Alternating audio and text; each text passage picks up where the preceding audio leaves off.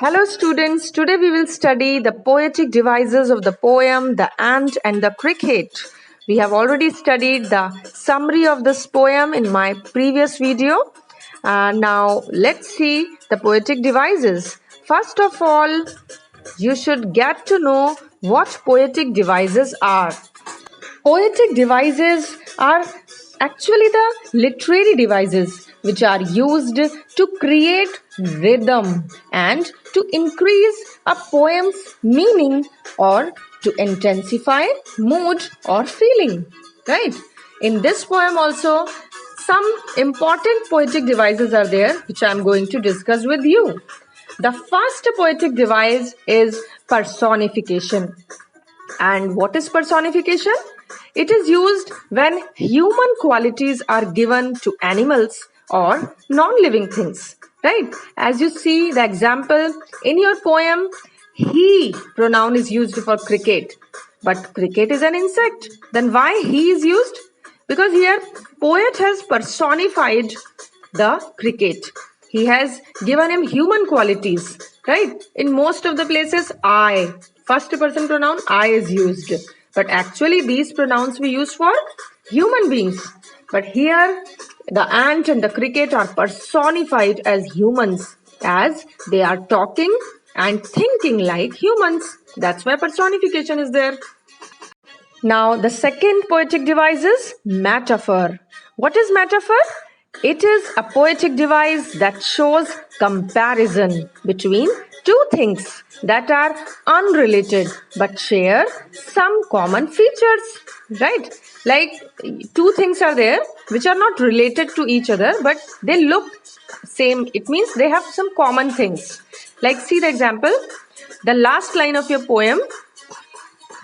Some crickets have 4 legs, some have 2. What is happening here? Here the poet compares lazy and careless people with cricket. Right? There are so many people, those who are so lazy. And when we recite this poem, The Ant and the Cricket, we see that the cricket is also so lazy. So we feel that there is a comparison that the lazy people and the cricket both are looking similar. Right? That's why here metaphor is there.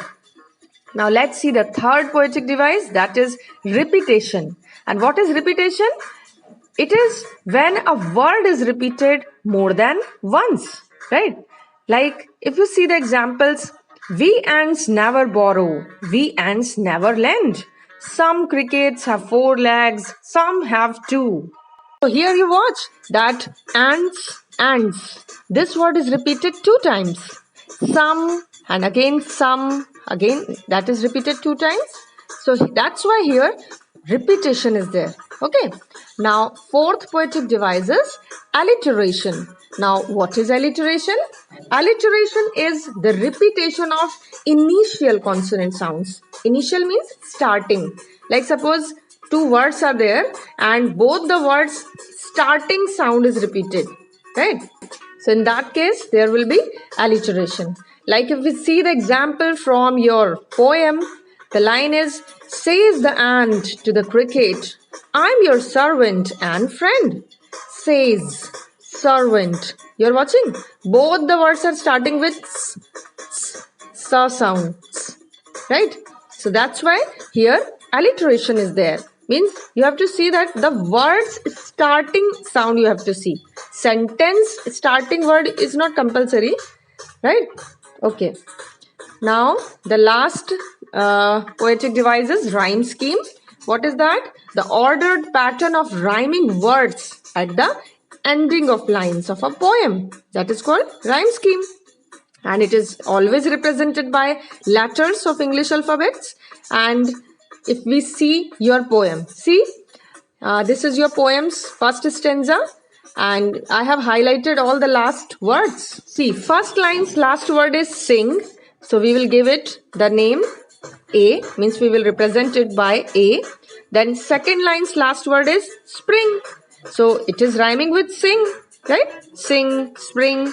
So again we will give it the name A, right? If we see the third line, the last word is home. Fourth line's last word is come. So both the sound are same. Home, come, near about. So we will give it the name B. Right? And same way, when we see the next lines, they are found, ground, same sound. So we will represent it by C, then C, tree, and me in the last line. That will be represented by D. Right? So in this way, what is the rhyme scheme of your poem? A, B, B, C, C, D, D, D. Right? So these are the technical parts of your poem. Hope you have understood. Thank you very much.